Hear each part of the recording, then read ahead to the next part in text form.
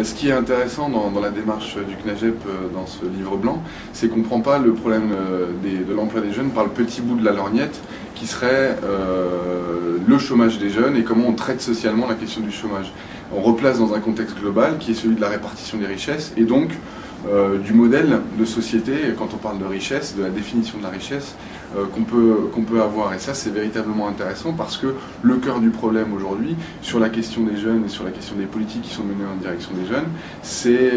effectivement de la question de la richesse, du travail qui peut être considéré comme une richesse ou comme un élément essentiel de la production de richesse, mais aussi de la répartition des richesses dans notre société, et notamment via un levier qui a été évoqué ce matin, qui est celui de la fiscalité. Et donc pour nous, en tant que syndicalistes à la CFDT, la question du travail qui peut redonner un sens dans la vie des jeunes, qui permet l'accès à l'autonomie et plus largement à l'émancipation, et à remettre au cœur, c'était vrai qu'aujourd'hui l'insertion professionnelle d'un trop grand nombre de jeunes qui se fait par des contrats précaires ou des contrats qui ne permettent pas de joindre les deux bouts, de se poser, je dirais, de fonder un foyer, de fonder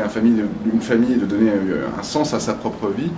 pour nous questionne beaucoup sur la question de l'emploi des jeunes, ce qui pose la question pas seulement de l'emploi, au sens,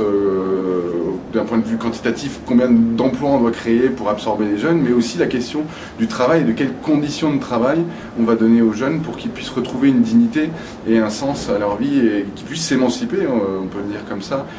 dans le travail. Ça, c'est la première chose sur notre action en tant que syndicaliste, dans les entreprises, dans les branches et à tous les niveaux du dialogue social ou d'action pour les syndicats. Et puis il y a l'aspect plus macro, je dirais, sur la question de la répartition des richesses, et là où la fiscalité aujourd'hui elle est questionnée, c'est que le modèle familial en France, il a sans doute des atouts, mais il a aussi ses limites.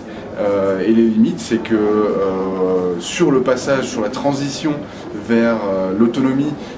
pour les jeunes, aujourd'hui la fiscalité ne permet pas,